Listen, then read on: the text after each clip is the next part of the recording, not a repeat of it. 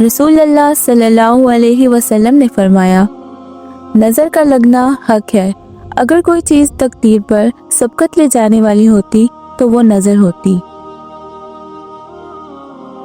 آپ صلی اللہ علیہ وسلم نے فرمایا، میری امت میں اللہ کی کتاب لوح محفوظ، اس کے فیصلے اور تقدیر کے بعد سب سے زیادہ تعداد نظر بد کے اثرات سے مرنے والوں کی ہوگی۔